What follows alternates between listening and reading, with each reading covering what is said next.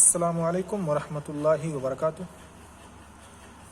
अज़ीज़ तलबा, हम लोग पढ़ रहे हैं मैथ 7 चैप्टर 5 और इस चैप्टर 5 में हम लोग पढ़ रहे हैं लाइंस एंड एंगल्स। लाइन क्या होता है और ज़ाविया क्या होता है, इसके बारे में हम पढ़ रहे हैं। इससे पहले हम लोगों ने ये पढ़ लिया था, समझ लिया था जो बुनियादी चीज़ें थीं कि लाइन क्या होता है, लाइन सेगमेंट क्या होता है, रेज क्या होता है। ऐसे ही जब कोई एंगल बनता है, चाहे वो 90 डिग्री का हो या 180 का हो या 120, 150, किसी भी तरह का कोई एंगल हो, तो उसे हम कैसे नापते हैं, कैसे उसका कयास करते हैं, उसका मेज़रमेंट कैसे हम करते हैं, ये हमने समझा था। और उसी से रिलेटेड हमने ये भी समझा था कि कॉम्प्लीमेंट्री एंगल किसे कहते हैं। यहाँ पे ख़ास तौर से हम दो एंगल को मिला करके पढ़ने की कोशिश कर रहे हैं, यानी दो एंगल एक साथ आ रहे हैं, कोई एंगल ऊपर हो रहा है, कोई नीचे हो रहा है, कोई एंगल अगल में आ रहा है, कोई बगल में आ रहा है, कोई एक एंगल दूसरे एंगल के बीच में आ रहा है, यानी एक दूसरे को कवर कर रहा होता है, ओवरलैप कर रहा होता है।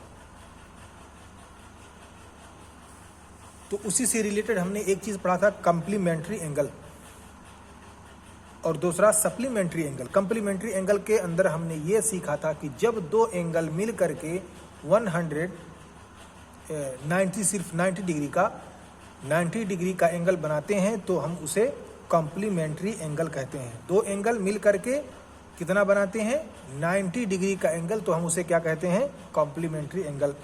और जब दो एंगल मिल करके 180 का बनाते हैं तो हम उसे कहते हैं सप्लीमेंट्री एंगल।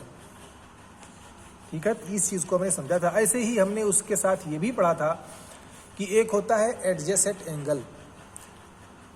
एडजेसेंट एंगल वो एंगल होता है जिसमें तीन शर्तें पाई जाती हैं। पहली शर्त यह है कि वो एक कॉमन वर्टेक्स होते हैं, यानी एक पॉइंट पर दोनों लकीर आके मिलती हैं दोनों एंगल की।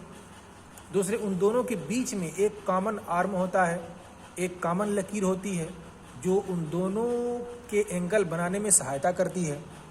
और दूसरे जो नॉन कॉमन एंगल्स होते हैं वो दोनों अगल बगल होते हैं, यानी एक इस तरफ होता है तो दूसरा इस तरफ होता है, और ये बीच में जो लकीर होती है वो कॉमन होती है। जैसे हमने ये पढ़ा था, ये और बीच में एक लकीर आ गई। अब देखिए ये लकीर जो है, इसका भी सबका क्या है, कॉमन वर्टेक्स है। ये वर्टेक्स हो गया हमारा, ये हो गया हमारा कॉमन लाइन, यानी कॉमन आर्म है। अब ये इसका एंगल बनाने में भी मदद करती है और ये लाइन इसका भी एंगल बनाने में मदद करती है। तो ये हो गया कॉमन और ये हो गया नॉन कॉमन, ऐसा एंगल जो दोनों के अगल बगल है। इसके अगल है, एक इस तरफ है तो दूसरा इस तरफ है। लेकिन अगर ऐसा होता कि एक ये होता और फिर इसका हम एंगल मानते इसका, तो फिर ये एडजेसेंट एंगल नहीं कहलाता। फिर हमने पढ़ा था कि लीनियर पेयर की जो सबसे बड़ी खुसूसियत है वो ये कि इसका नॉन कॉमन जो साइड होता है वो उसका अपोजिट आ जाता है। जैसे यहाँ पे था ना ये नॉन कॉमन, अब ये उलट करके सीधा यहाँ से ऐसे इस तरफ आ जाएगा, और ये वाला जो है, मान लीजिए इसको हम अगर मान रहे हैं तो ये वाला इस तरफ आ जाएगा, तो यानी ये 180 डिग्री बना देगा। जैसे अगर हमारे पास ये एंगल है और एक ये है मसलन, अब देखिए यहाँ पे एक एंगल ये बन रहा है और दूसरा एंगल ये बन रहा है। अब नॉन कॉमन कौन सा एंगल है, ये है। अब ये एंगल उठ करके इधर आ गया, इस तरफ आ गया, तो अब दोनों को मिलाएंगे तो क्या बनेगा, 180 बन जाएगा। इसलिए जो लीनियर पेयर एंगल होता है उसकी सबसे बड़ी खुसूसियत ये होती है कि वो दोनों मिल करके 180 डिग्री बनाते हैं। टोटल उनका एंगल 1 और एंगल 2 दोनों मिल करके 180 डिग्री बनाते हैं। गोया कि ये कॉम्प्लीमेंट्री एंगल कहलाते हैं। लीनियर पेयर्स एंगल भी कॉम्प्लीमेंट्री होते हैं जो 180 का डिग्री बनाते हैं। अब हम आएंगे, एक नई चीज़ पढ़ेंगे और वह vertically opposite angles.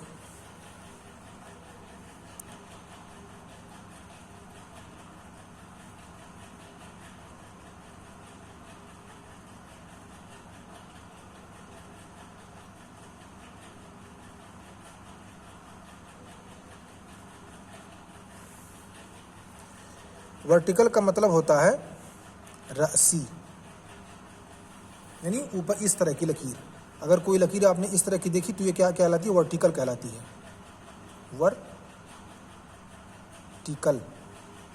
Vertical line. और अगर इस तरह की कोई लकीर है तो इसको क्या कहते हैं? हॉरिजॉन्टल, और इसको कहते हैं उफुकी। तो दो तरह की लकीर आप देखेंगे, एक ऊपर नीचे की, इसे राशि कहते हैं, और दूसरा हॉरिजॉन्टल, उसे हम उफुकी कहते हैं। तो अब वर्टिकली जो एंगल होता है एक दूसरे के अपोजिट, वो कैसे होता है? वो वहाँ पे एक लकीर दूसरे लकीर को काटती हुई जब गुजरती है तो वो एंगल बनाती है। जैसे ये है लकीर एक, और एक लकीर ये है। अब यहाँ देखें, मान लीजिए हमने इसको मान लिया 1 एंगल, इसको मान लिया 2, इसको मान लिया 3, इसको मान लिया 4।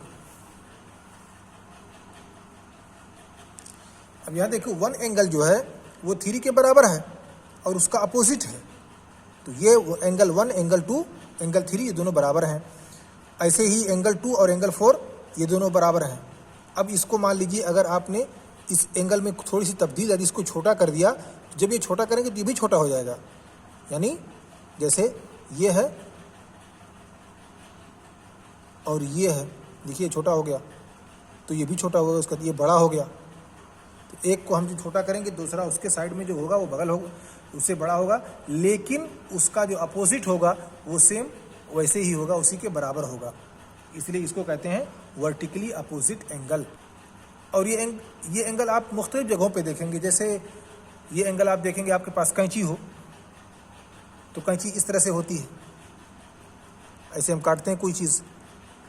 अब ये कैंची जो एंगल बना रही है वो अपोजिट एंगल बना रही है। जैसे यहाँ पे एक एंगल बना और फिर दूसरा यहाँ पे एक एंगल बना यहाँ पे, तो ये वर्टिकली अपोजिट एंगल ऐसे है। ऐसे ही कोई चीज़ है जो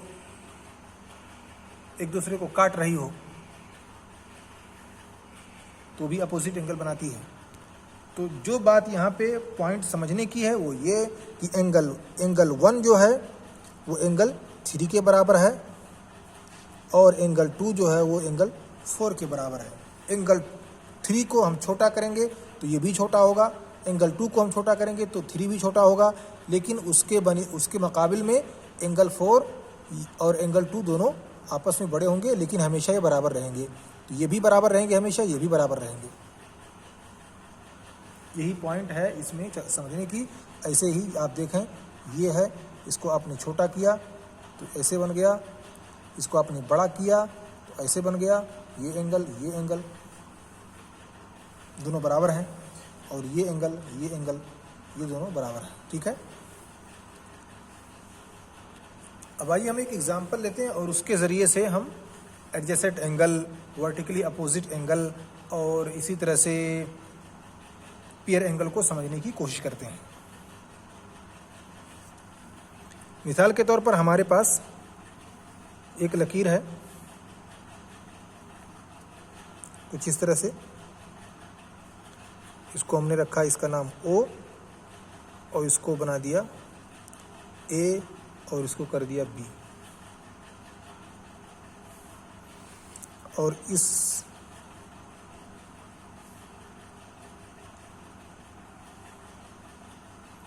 इसको हमने कर दिया C, और ये हो गया D, और उसको मान लेते हैं E। अब इसमें हमें 2 पेयर तलाश करने हैं एडजेसेंट एंगल के 2 पेयर तलाश करने हैं। अब यहाँ पे देखें, एडजेसेंट एंगल क्या होता है, इसमें 3 शर्तों का पाया जाना ज़रूरी है। पहली शर्त यह है कि एक कॉमन वर्टेक्स पे दोनों लकीरें आके मिलती हों, यहाँ पे दोनों मिलती हों। दूसरे, उनके बीच में एक कॉमन आर्म हो, एक कॉमन लकीर हो जो उन दोनों का एंगल बनाने में मदद करती हो। और तीसरी ये है कि उनका जो नॉन कॉमन एंगल्स हो वो एक दूसरे के अगल बगल हो, यानी कॉमन के लेफ्ट में और दूसरा कॉमन के राइट में हो। ठीक है। तो अब यहां देखें, पहला पेयर क्या बनेगा, एडजेसेंट एंगल कैसे बनता है। ए है और ओ है और ई है, एक एंगल इधर बन गया ए ओ ई, ये वाला हिस्सा इसका एंगल बना। फिर दूसरा एंगल क्या बनेगा ई ओ सी, ये वाला एंगल बना। ई ओ सी इसका बना दिया एंगल यहाँ पे। अब आप देखें यहाँ पे कि इन दोनों का एंगल बनाने में किसने मदद की, ई वाले एंगल ने। तो ये ई वाले लकीर ने, ये ई वाला लकीर क्या हो गया, कॉमन हो गया। सी नन कॉमन है, ए नन कॉमन है, और ये दोनों ई के अगल बगल में हैं। तो ये जो एडजेसेंट एंगल होता है उसकी खुसूसियत यही होती है। ये देखिए दोनों, ये एंगल ये बना है और दूसरा एंगल ये बना है, ये दोनों मिलकर के एडजेसेंट एंगल बने हैं। अब अगर इसमें हमको पियर एंगल समझना हो तब कैसे समझेंगे, लीनियर पियर हैं या नहीं है, ये इसको कैसे समझें। तो इसे भी देखें, पहला एंगल बनेगा, हम इसको लिख देते हैं ताकि समझने में आसानी रहे।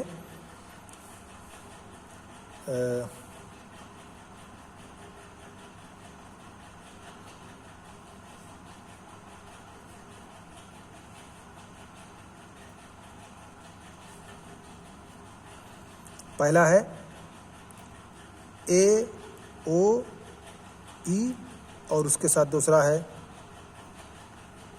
ई ओ सी। अब लीनियर पियर्स का जो बनेगा,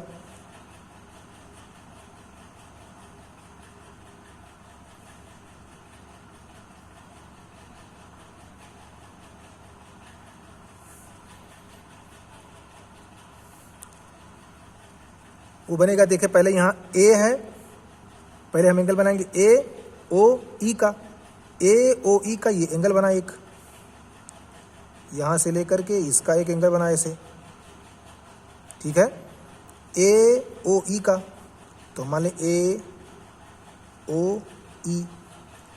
अब दूसरा कौन सा एंगल बनेगा कि ये जो है पूरा इसी उलट करके इधर चला जाएगा, तो क्या बनेगा ई ओ ए, ई ओ बी, ई ओ बी, क्योंकि ये जो ए था ये उलट करके इस साइड चला आया, तो ये जो टोटल मिल करके बना वो 180 का बना दिया, दोनों को मिला करके 180 बन गया, यानी सप्लीमेंट्री एंगल।